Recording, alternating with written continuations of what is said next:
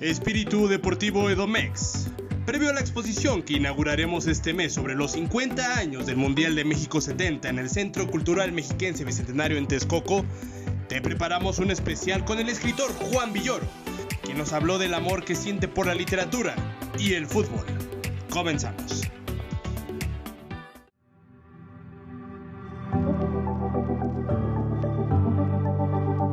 Agradezco mucho el poder compartir este espacio junto con mi compañero y amigo Diego Castillo. Sabemos que eres un romántico del fútbol, hemos leído tus crónicas, tus libros, realmente nos trasladas a esa emoción. Nos gustaría que nos platicaras cómo viviste tú aquella etapa de juventud, de niñez, cuando llega el Mundial de México 70. ¿Cuáles son tus recuerdos de ese Mundial, Juan? Por principio de cuentas, yo creo que hay que reflexionar en un hecho, y es que en los años 60, previos al Mundial de 1970, prácticamente no teníamos contacto con el fútbol a nivel planetario. Ciertamente podíamos ver los mundiales. El primero que yo pude escuchar, que no ver, fue el Mundial de Chile en 1962, y el Mundial de Wembley en 1966 ya lo pude yo ver por televisión.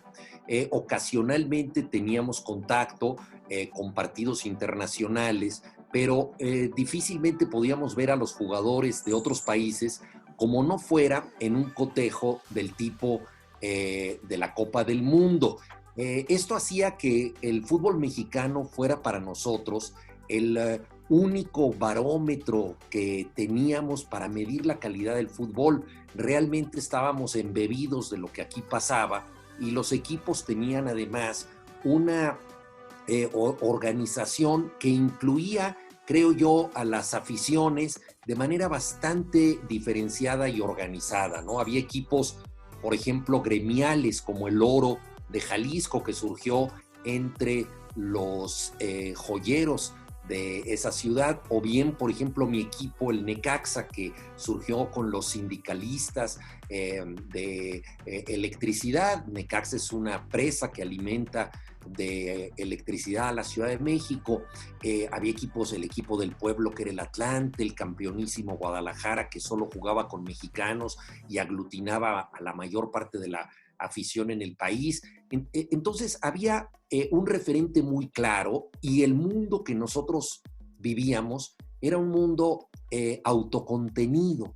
Lo que nosotros veíamos era fútbol mexicano y nada más. De pronto llegaban jugadores extranjeros, por ejemplo, para algún hexagonal. Recuerdo haber visto al Spartak de Checoslovaquia, al Botafogo de Brasil, a la Estrella Roja y al Partizan de Yugoslavia, que venían aquí, y era sorprendente poder asistir a esos partidos. El primer juego que yo vi fue el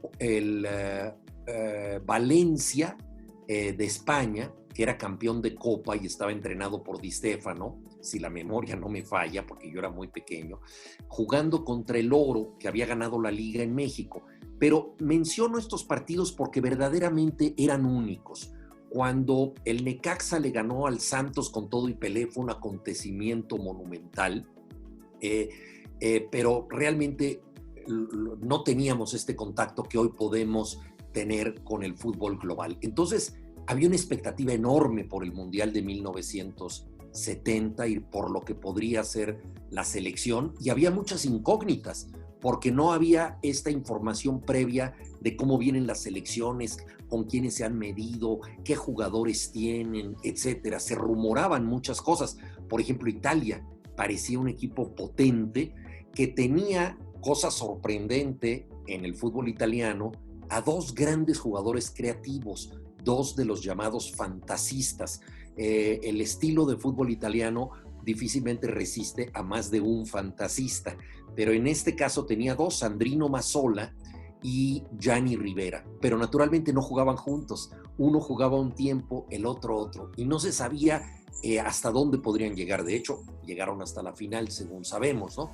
Estaba, por supuesto, el Brasil de Pelé, que iba a venir, había mucha expectativa.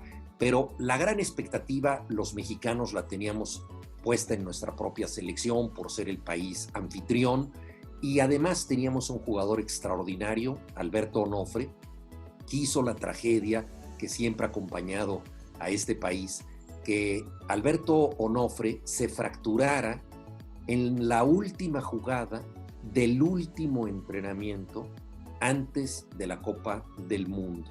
Era un jugador excepcional, un enganche, diríamos hoy, que podía iniciar jugadas ofensivas en medio campo y rematarlas en el centro del área. Un jugador de una sofisticación y calidad realmente extraordinarias. Esta noticia, a mí, que yo tenía entonces 14 años, me devastó, lo mismo que a toda mi generación. La fractura doble de Alberto Onofre me hizo saber que en el cuerpo existen huesos llamados tibia y peroné. Hasta entonces yo no lo sabía. Nos enteramos de esos huesos fatales con la fractura de Onofre. Ahí sentimos, antes del Mundial, que podían arruinarse nuestras esperanzas. Onofre ha contado varias veces esto, yo mismo lo reproduje en uno de mis libros. Él pidió que lo llevaran al quirófano donde lo iban a operar por la lesión, con la camiseta de la selección nacional puesta, porque pensó que era la última vez que la vestiría. En efecto, así fue. De manera dramática, también Juan Manuel Alejandres, el jugador del Cruz Azul con el que chocó accidentalmente Onofre, sintió que su carrera había terminado. Alejandres fue totalmente inocente porque había llovido, el pasto estaba mojado, Onofre resbaló y chocó contra Alejandres, de modo que Alejandres fue simplemente el poste del destino, fue ese obstáculo contra el cual se destruyó la carrera de Onofre. Pero esto fue tan grave para él que poco tiempo después abandonó el fútbol y ya no volvió a jugar. Onofre regresó, pero nunca volvió a ser el mismo, y ahí terminó una de las carreras más interesantes, más breves y más trágicas del fútbol mexicano. Ese prólogo nos hizo saber que México igual no llegaría tan lejos como nosotros habíamos soñado. Hola, Juan. Y esta naturaleza autocontenida que tenía el fútbol mexicano quizás también ayudó o perjudicó para que las expectativas fueran muchísimo más elevadas de lo que debieron haber sido en primera instancia, porque no teníamos ningún punto de comparación con los que venían. Entonces, por eso siempre pensamos y empezó esta relación de que esperamos muchísimo más de nuestra selección de lo que nos puede dar. Sí, cuando el fútbol no era global, había secretos muy bien guardados. Yo estoy absolutamente convencido de que Evanibaldo Castro Caviño, futbolista que estuvo en el fútbol mexicano y rompió todo tipo de récords como goleador, hubiera podido estar en la selección brasileña si lo hubieran visto por televisión, pero en aquella época la televisión satelital no cubría los partidos como hoy en día, y Brasil, por ejemplo, en 1982 carecía de un centro delantero en ese mundial, el de España, del nivel de Caviño, y sin embargo no lo llevaron porque se convirtió en un secreto al estar viviendo en México y jugando aquí. Pero en contrapartida ocurría también el hecho de que nosotros nos sentíamos capaces de proezas porque no veíamos jugar a los otros equipos ni sabíamos hasta dónde podían llegar. Hay que decir que en 1962 México tuvo una selección excepcional entrenada por Ignacio Treyes. Esa selección le ganó 3-1 a Checoslovaquia, que a la postre sería subcampeona del Mundial. Y muchos decían, ¿cómo México pudo ganar, y además con esa contundencia, a un equipo tan poderoso? Y estuvimos a Héctor del Águila Héctor dispara y ¡gol mexicano! ¡Gol mexicano! Usted ha visto al Peque Díaz anotar después de una jugada extraordinaria y todo el estadio es una sola ovación. Hemos visto una jugada quinta esenciada de a fútbol. punto de pasar a la siguiente ronda, de no ser por un gol de último minuto que nos anotó España. Entonces, habíamos perdido previsiblemente con Brasil, no empatamos con España como podría haber ocurrido y le ganamos a Checoslovaquia. Esa selección nos hizo creer que México estaba para más cosas, que podíamos llegar más lejos. En el Mundial de Inglaterra nos tocó tristemente el equipo sede, el anfitrión en el primer grupo. Nos tocó Uruguay, también un hueso duro de roer, 2 veces campeón del mundo. Nos tocó Francia, que no era un equipo fácil, entonces México no pudo prosperar. Y esperábamos llegar un poquito más lejos en el Mundial de México 70, pero nos encontramos con Italia. De manera un poco mañosa, México pidió, al ser cabeza de sede, porque calificamos en primer lugar, que el siguiente partido no fuera en el Estadio Azteca, lo cual hubiera sido lógico, dado que era la sede de la selección nacional. Se pidió que fuera en Toluca, que está todavía más alto que la Ciudad de México, para que la altitud perjudicara a los italianos. Pero había un delantero del Cagliari de Sicilia, Gigi Riva, que no se dejaba perturbar por nada y nos golearon 4-1. Italia había jugado y había jugado no muy bien.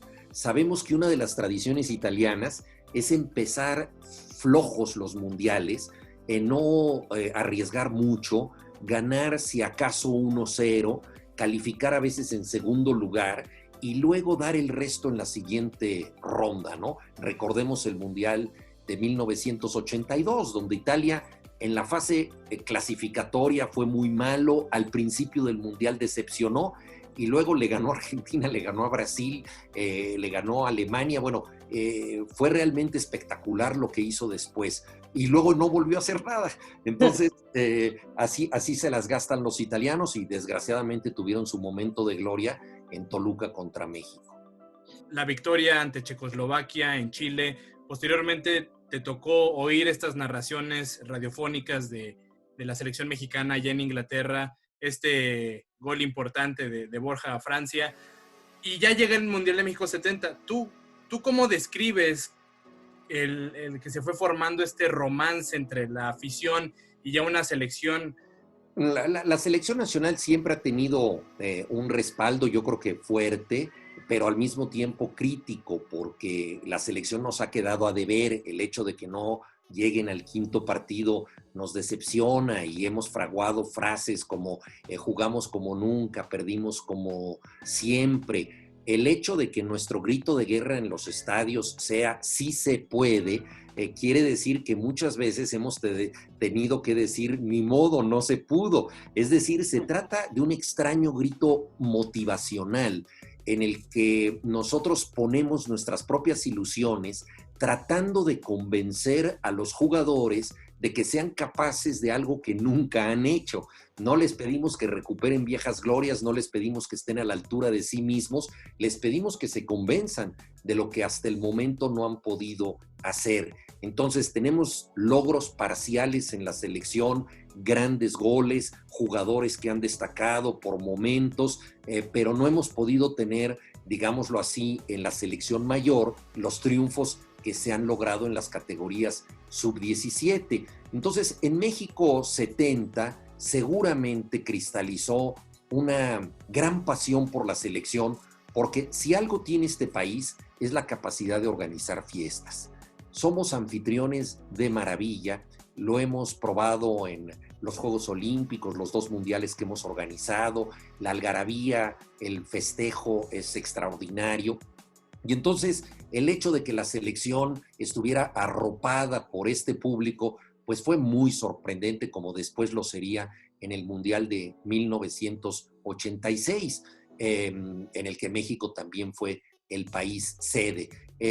Yo creo que esa pasión estaba ahí. Sin embargo, creo que nosotros, como buenos aficionados que queremos que la fiesta no se interrumpa, solemos tener un plan B. Sabemos que nuestro equipo no va a llegar muy lejos y entonces tenemos un as en la manga para decir, si México no pasa, ¿a quién le voy? Y los mexicanos históricamente nos hemos decantado por Brasil, lo cual pues desde luego es positivo porque se trata de una escuadra muy poderosa, muy simpática y sobre todo en 1970 era nada más y nada menos que el Brasil de Pelé, que además tenía jugadores absolutamente extraordinarios, porque yo me atrevo a pensar que esa selección hubiera sido campeona del mundo sin Pelé. Los prodigios que hizo Edson Arantes do Nascimento durante el Mundial fueron sorprendentes, incluyendo los goles que no metió.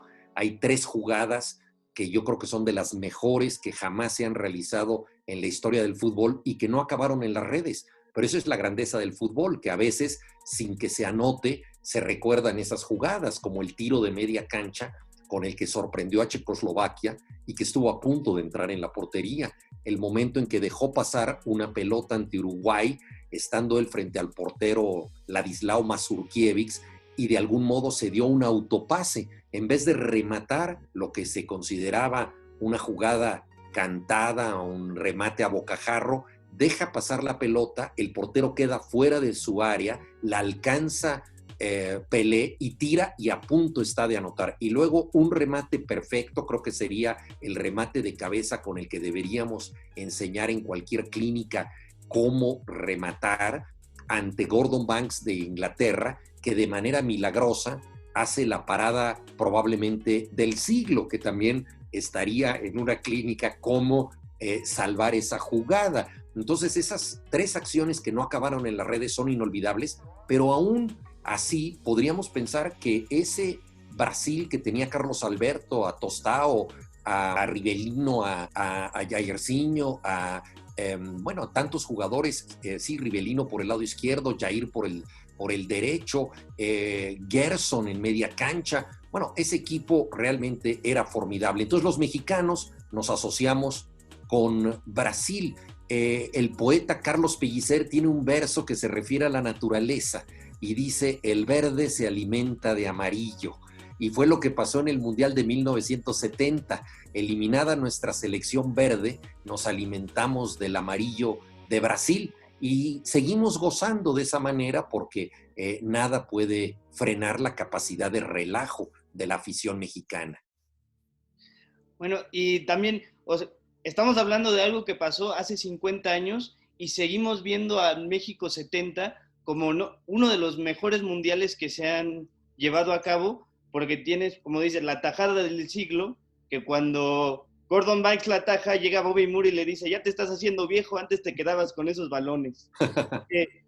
Y tienes el partido del siglo en la semifinal y tienes al mejor equipo en la historia de los mundiales. Entonces todas esas cosas se conjugaron para que 50 años después sigamos hablando de México 70 como el estandarte de los mundiales. En momentos épicos como Franz Beckenbauer jugando con el brazo baldado, vendado como un herido de guerra, ¿no? No olvidar, por supuesto, a Italia, que fue un fabuloso contendiente hasta que llegó Brasil. Pierpaolo Pasolini escribió este texto maravilloso del fútbol de poesía contra el fútbol de prosa, comparando el discurso poético de Brasil contra el discurso prosístico de Italia. Pero ambos eran discursos poderosos. Sí, efectivamente fue un mundial único, creo que también muy animado por México, tanto en sedes como Guadalajara, que se volcó en favor de Brasil, como la Ciudad de México y todos los lugares en donde se vio el colorido de este mundial, que francamente ha sido excepcional. Ya que hablamos de estos momentos que sin duda, como también dice Diego, a 50 años es uno de los mundiales sobre todo bonitos, donde la algarabía se dejó notar en cada una de las sedes que albergaron a grandes selecciones latinas, europeas. Justo también sabemos de esta formación que tú has tenido, incluso pues creo que este amor por las letras, por los libros, también es una herencia que te dejó tu señor padre. Y cómo surge la decisión de que Juan Villoro, con este amor hacia el fútbol, hacia los momentos épicos en el deporte, los puedas plasmar en la literatura. una de las ventajas de la literatura es que te permite hacer muchas cosas que no pudiste hacer en la vida real, ¿no? A lo mejor quisiste estudiar la carrera de medicina. Yo en lo personal fue una carrera que estuve a punto de cursar. No lo hice, pero he escrito una novela, El disparo de Argón, que se ubica en un hospital para la vista, y de manera vicaria he podido cumplir esa pasión. Y lo mismo pasa con el fútbol. Yo jugué en distintos equipos, llegué a militar en las fuerzas inferiores de los Pumas hasta juvenil AA, me probé en la reserva especial. No tenía yo suficiente talento, eso lo sabía de antemano, pero bueno, quise someterme a ese rito de paso y pensar que a lo mejor ese día la chiripa me concedía meter un golazo de tijera y entonces me quedaba yo en la reserva especial, pero no tenía yo condiciones reales. Jugué durante muchos años fútbol, y una de las maneras de recuperar esa pasión, de conservarla, pues es por supuesto escribir del juego.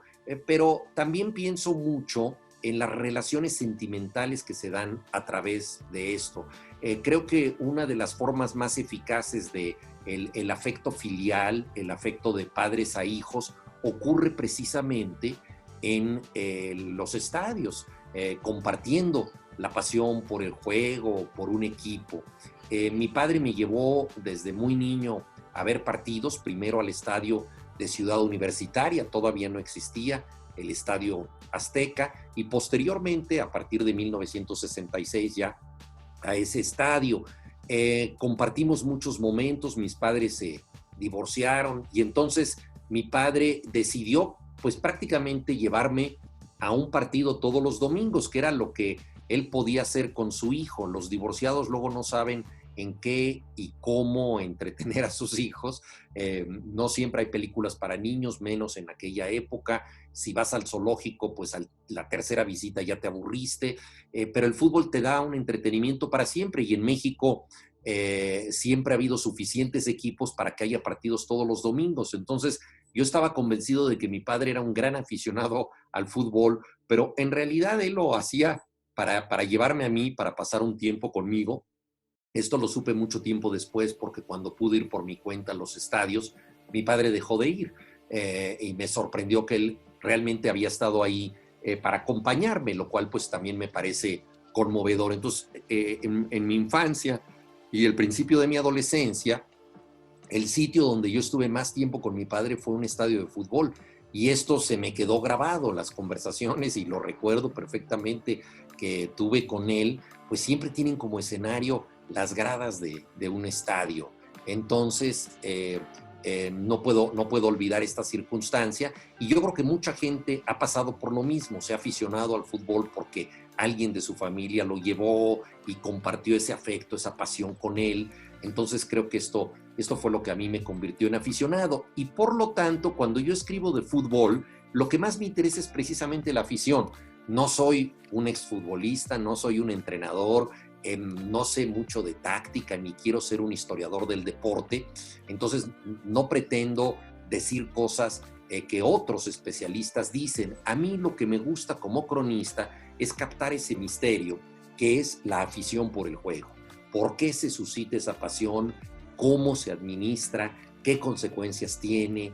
Y esto es lo que a mí más me gusta. De alguna manera soy un aficionado a la afición, y es lo que trato de plasmar en mis crónicas, no solo lo que pasa en la cancha, sino también y sobre todo la forma en que eso repercute en la mente de los espectadores. Lo has hecho tú, lo hizo Eduardo Galeano.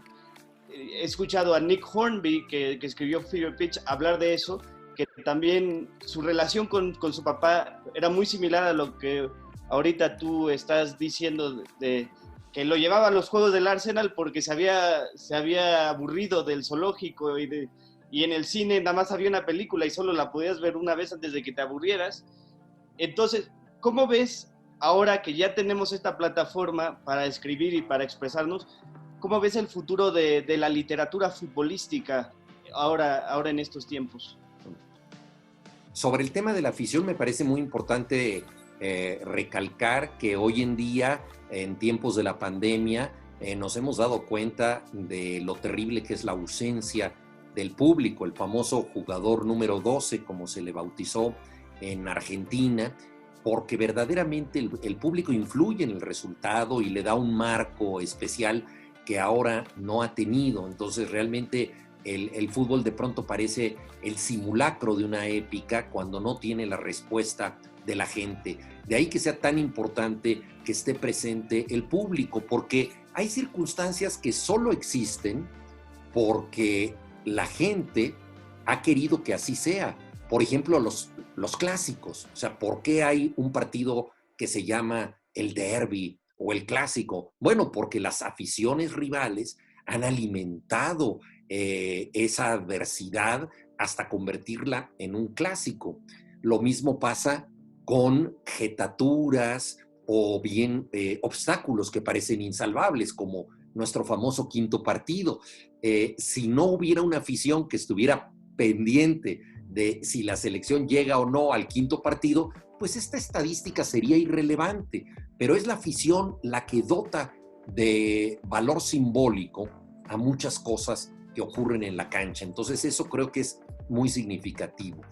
En el caso de la literatura, yo creo que pertenece también a la afición futbolística, en el sentido de que la mayoría de los grandes escritores que se han acercado al fútbol y los cronistas excepcionales, lo que han hecho es rendir ese tributo que nos da el testigo, que cuenta por segunda vez lo ya sabido. Cuando Nick Hornby habla de una temporada mágica del Arsenal, pues los datos, las estadísticas están ahí disponibles para cualquier persona. Pero, ¿qué sucede cuando él recrea todo esto, cuando le da un valor especial? Pues nos narra, digámoslo así, la vida íntima de jugadas públicas. Esto solo lo puede lograr un escritor con un talento como el de Nick Hornby. Entonces, yo creo que eso es lo que es muy interesante en el caso de la literatura, que es rendir testimonio agregándole algo a la realidad. Y eso tiene que ver con la afición. Cualquier espectador que se precie de su nombre y que sea verdaderamente apasionado, ha hecho la experiencia de hablar durante horas de una jugada que duró unos cuantos minutos en la cancha. Te reúnes con los amigos y empiezas a conversar del partido, y aquello que de pronto había sido fugaz se expande y surge una controversia y resulta que esto estuvo bien y que esto estuvo mal, etc. Entonces, esa capacidad de recrear el partido y engrandecerlo a través de la palabra es la que tiene normalmente el aficionado y la que trata de perfeccionar el cronista. Y Ángel Fernández fue un locutor excepcional que pasó de la radio a la televisión. En la radio es necesario crear una composición del lugar, decir si está lloviendo, si el día es soleado, cómo se está comportando la tribuna, describir cada una de las jugadas y todo lo que el radioescucha no está viendo. Cuando él pasa con ese ejercicio que ya tenía a la televisión, se da cuenta de que puede caer peligrosamente en una redundancia, empezar a describir cosas que el espectador ya está viendo. Entonces decir, la pelota está por el lado derecho, bueno, la gente lo está viendo, ¿qué importancia tiene eso? Entonces, Ángel Fernández se desentendió de la obligación de ser descriptivo y se convirtió en un narrador eminentemente metafórico. Entonces él fabulaba, inventaba, ponía apodos, y eso de alguna manera reinventaba el partido y lo hacía apasionante. Le ponía apodos a futbolistas que a veces eran muy cultos. Por ejemplo, Enrique Borja, que tenía una gran nariz, le puso el Gran Cyrano por Cyrano de Bergerac, cosa que nosotros no entendíamos en un principio y teníamos que ver una enciclopedia para entender el apodo, ¿no? A un jugador argentino que era muy duro en la defensa, le puso el Confesor, porque cada delantero se confesaba con él, y así sucesivamente. Rebautizó equipos como el Cruz Azul, que eran los cementeros, por venir de la cooperativa de cemento La Cruz Azul, y empezó a triunfar notablemente este equipo entrenado por Raúl Cárdenas, y entonces lo convirtió en la máquina celeste. un apodo muy poético. Al juego mismo le puso el juego del hombre, y al Estadio Azteca él se enteró de que estaba en el barrio de Santa Úrsula. Nadie le había puesto mucha importancia a eso, pero entonces él le puso el Coloso de Santa Úrsula. Entonces él reinventaba la realidad de manera apasionante y pobló mi infancia y mi adolescencia de escenas absolutamente inolvidables. Entonces, él era capaz de decir, si un fornido defensa alemán avanzaba por la pradera derecha, en vez de describir la jugada, simplemente decía, ahí viene Hans-Peter Briegel, que en alemán quiere decir Ferrocarriles Nacionales de Alemania. O sea, de esa manera nosotros veíamos la embestida de este carrilero, ¿no? Y así sucesivamente. Y esto lo llevaba, desde luego, a la broma y al disparate. Entonces, cuando la selección de la URSS, la Unión de Repúblicas Socialistas Soviéticas, se presentaba con su camiseta roja con letras blancas, que en alfabeto cirílico URSS se escribe CCCP. Y entonces Ángel Fernández, en plan bromista, decía, ¿alguien me puede decir qué quiere decir eso? Dice, muy sencillo, cucurucucú paloma, ¿no? Y luego lo reinventó alguna vez que jugó la Unión Soviética contra Brasil y dijo que era cuidado, cuidado con Pelé, ¿no? Que eso era lo que querían decir esas siglas. Entonces, tenía esta habilidad Ángel Fernández, que por supuesto pertenecía exclusivamente al talento de un poeta de la oralidad. Él escribía muy bien, yo he leído crónicas extraordinarias de su pluma, era un hombre con una gran cultura, tanto en pintura como en historia, entonces podía soldar datos de una manera espectacular y por supuesto era un exagerado total, pertenecía al género barroco de la literatura y fue un locutor inimitable e irrepetible.